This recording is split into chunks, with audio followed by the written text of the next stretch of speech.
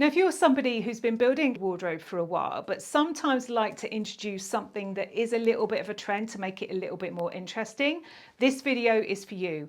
I have scoured the trends for this year and come up with my top 5 that I think you will enjoy most.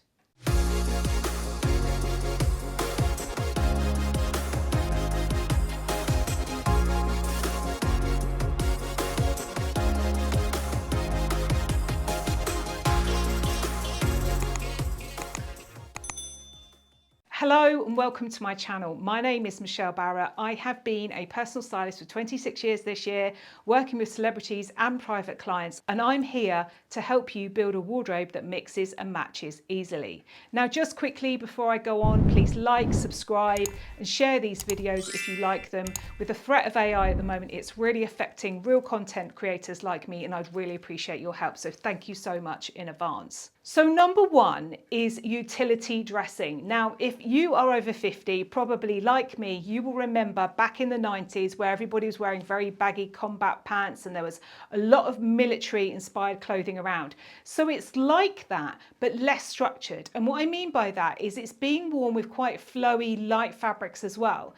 So you might see something like this leather jacket, which I have kept since almost that time. It's an old All Saints jacket, which I absolutely love. It's one of my hero pieces. It's something I probably never get rid of.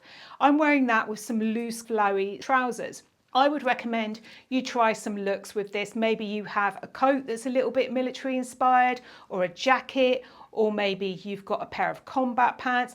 If you've got a jacket, maybe you could wear a silk or a satin dress underneath it, or maybe you could wear something that's quite light and flowy. Now, if it's still a little bit cool in the spring and it's not quite warmed up yet, maybe some light knits to go with it. But essentially, this look for spring is all about the military pieces, so maybe one military piece, and then everything else is a lot more relaxed and flowing. It's kind of following on from what we've had for a few years now, where it's sort of breaking down the structure of things, you know, from the athleisure thing we had a few years ago.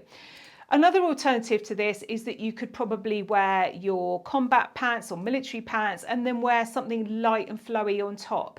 So essentially, I thought this was a really nice one because most of us will remember when this came out before, and we can probably very easily put that together again. But this time we're just doing it in a way that's a little bit softer and a little bit more feminine and flowy. So I thought you'd enjoy that one.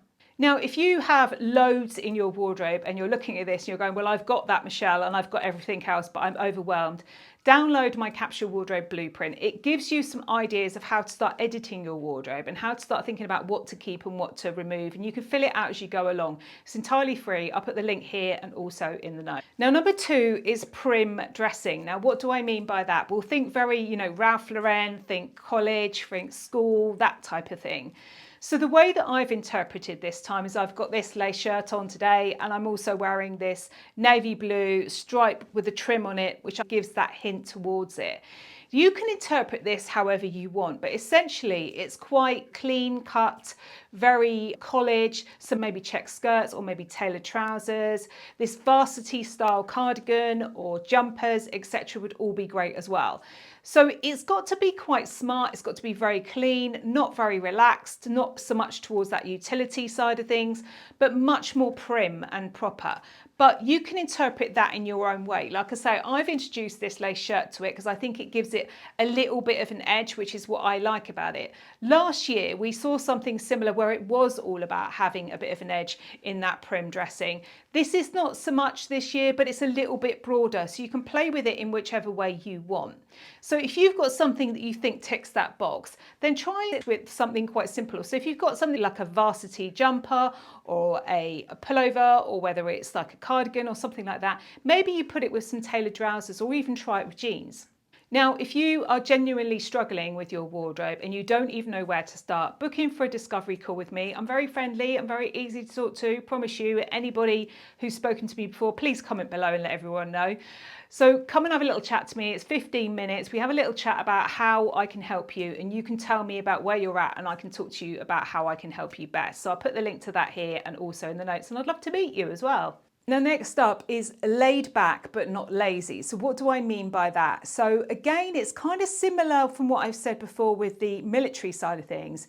It's flowy fabrics like silks, maybe chiffons, that type of thing, but with more structured as well. So we're very laid back, you know, we're kind of floating through the summer, but we might have a blazer on with it. Or maybe it's that you've got a silk shirt, or maybe it's you've got a chiffon shirt and you've got a pair of tailored trousers. So something that's very structured, like a blazer or like tailored trousers, and then also worn with something that's quite flowy. So it's similar to the military side of things, but it's actually just more about tailoring as well. So you can interpret this how you want. I've gone for it with a blazer and also with this silk skirt because I like the way the silk skirt hits the light, the way it moves. It's very light, it's very flowy. And then of course the blazer is very structured and very tailored as well. Now, if you'd like a little bit more advice, why not join my private VIP community here on YouTube? I come on live once a month. It's a very affordable way of helping you progress in your style journey without too much investment. It's a price of $4.99 a month, and I come on live. You can ask me questions previously, I can answer them in the live. You get exclusive offers, special offers in the area, and also access to particular content for my VIP community. So I'd love to see you there. So if you're interested in that, I'll put the link here and also in the notes. Now, next up is beading. So this can be interpreted in lots of different ways, but a lot of it is an accessory. So think about the old accessorized things you used to get where there was beading everywhere. So maybe you've got a bag that's got beading on it. Maybe you've got a blouse or a jumper or a sweater that's got beading on it. I interpreted it this way. I chose to wear my beads. Some of these were my nan's, some of them were my own that I've picked up over the years.